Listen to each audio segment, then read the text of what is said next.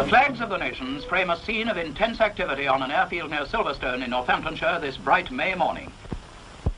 Here on this British motor racing circuit, the world's leading aces, with their supercars, mobile workshops, team managers, mechanics, and all the paraphernalia which must accompany them, are preparing for the greatest of all races, the Prix d'Europe.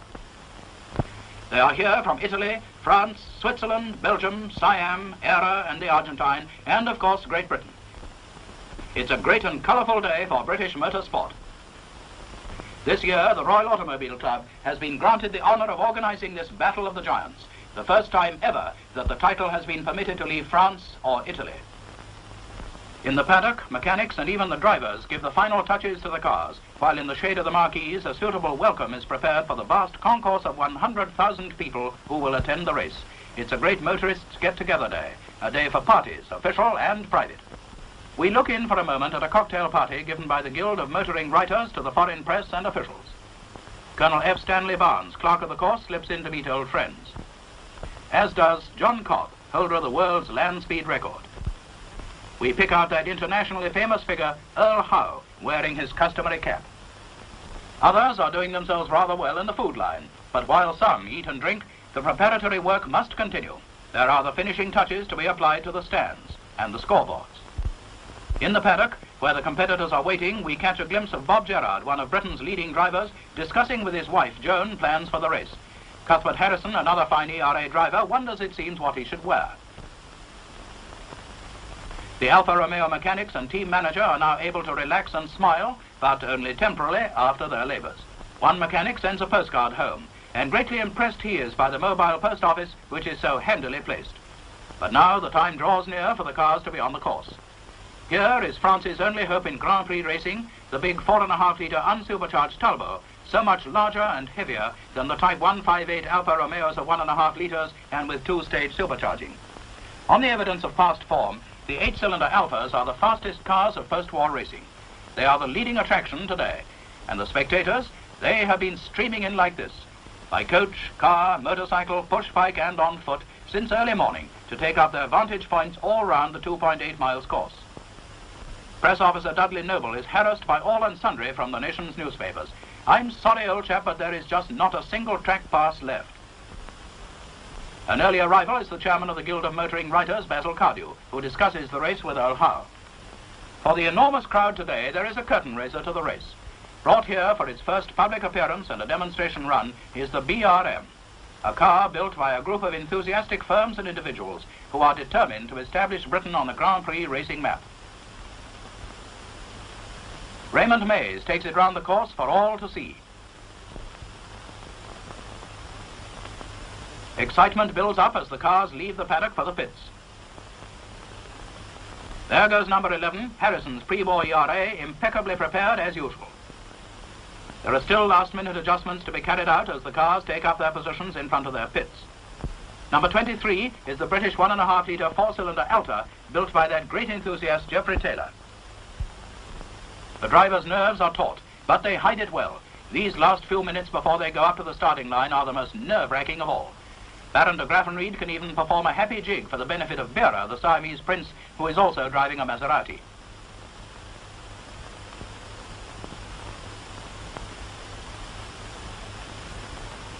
Then the crowd's attention is suddenly diverted from the activity in the pit area.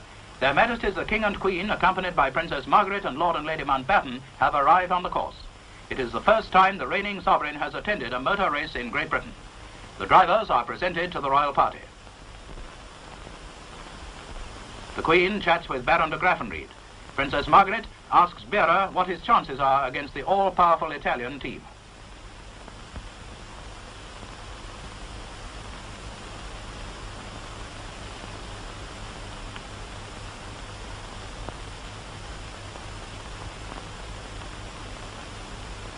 The crowds cheer as the royal party walks back to the royal box, where are waiting the representatives of the national motoring organizations of France, Italy, the Argentine, Belgium, Holland, Norway, Portugal, Sweden, Switzerland, and the United States of America, all here as guests of the Royal Automobile Club. The Royal Standard flies over the course as the drivers return to their cars and officials begin to clear the course. The cars are now being warmed up. Bob Gerard's Old Faithful is the first to break into that full-throated roar which is music to the ears of racing enthusiasts. Baron de Graffenried is all set to go. 𝗟𝗚𝗚 sits in the cockpit and gives final instructions to his mechanics. The cars are lined up alongside the pits. Some of the drivers have still not appeared, but they're in the background not far away. The crowd continues to wait expectantly. These enthusiasts are on the outside of the circuit, packed like sardines, but they're loving every minute of it. There are not many minutes left now, but still there is action in front of the pits.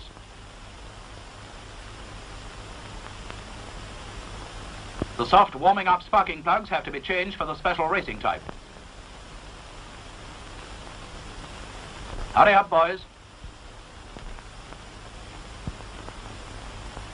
Yes, here comes Colonel Barnes, the clerk of the course, to warn the drivers that they are required on the starting grid.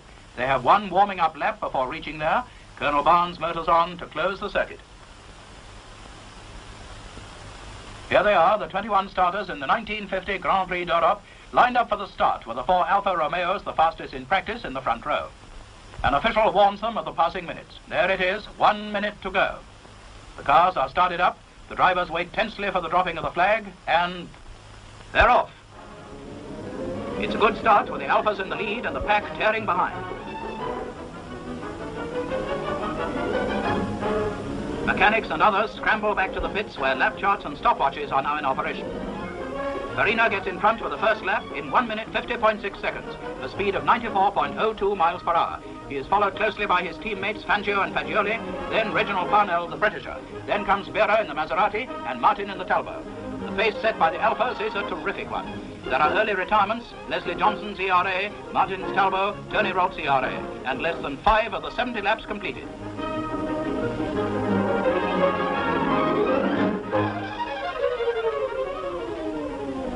On the hangar straight, the Alfas are well over the 100 miles an hour mark. Their acceleration through the corners is highly impressive.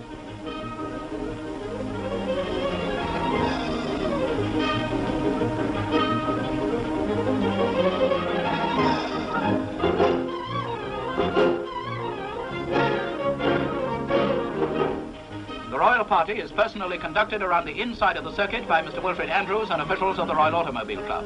The party is able to watch the racing from special stands erected at different points.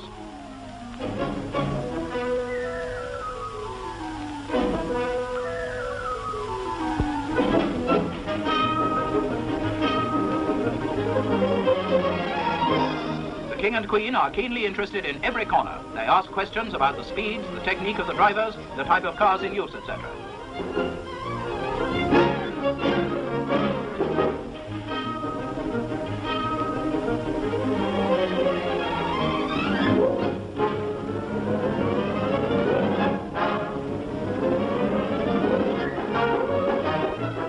Alfas continue to dominate the race, but now the wily 𝗟𝗚𝗚𝗚 has taken the lead from 𝗟𝗚𝗚, but by less than half a second. Fangio is third, Parnell fourth, 𝗟𝗚𝗚 fifth, and de Graffenried sixth. The Italian racing colours, that vivid red, are thus in the first 6 places. Behind come the Talbots, driven by 𝗚𝗏𝗏𝗏 and Rosier, and the ERAs of Gerard and Harrison, the two latter having their own private duel. 19 laps covered, and 𝗟𝗚𝗚𝗚 is back in the lead, a second ahead of 𝗟𝗚𝗚𝗚𝗚.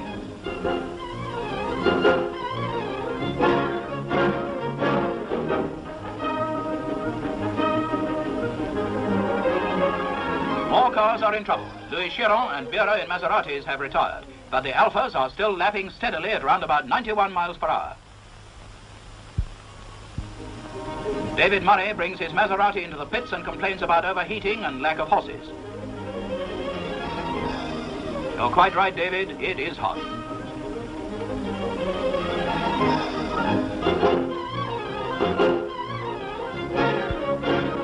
Now what's to do?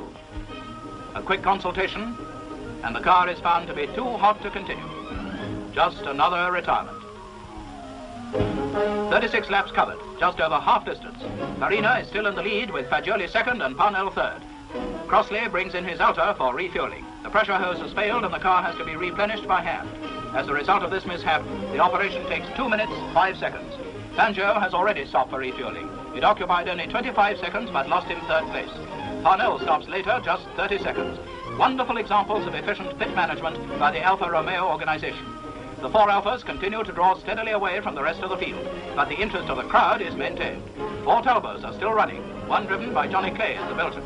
Gerard and Harrison in the 𝗟𝗚𝗚𝗏s and David Hampshire and Joe Fry in Maseratis are still there.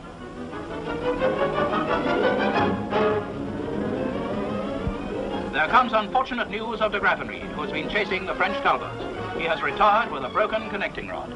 His car is pushed off the course, and the driver, a picture of utter dejection, returns slowly on foot to the pits. The royal party makes a tour of the pits to talk to the backroom boys.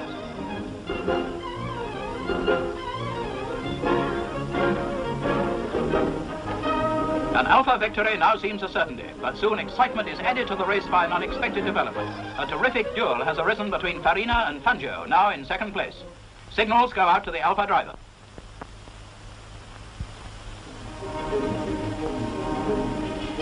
Watches and lap times have been carefully checked. And then out goes the board. Farina, Fangio, 𝗟𝗚𝗚𝗏𝗨𝗚. At 60 laps with less than 30 miles to go, the position remains unchanged, but Farina has only half a second lead over Fangio.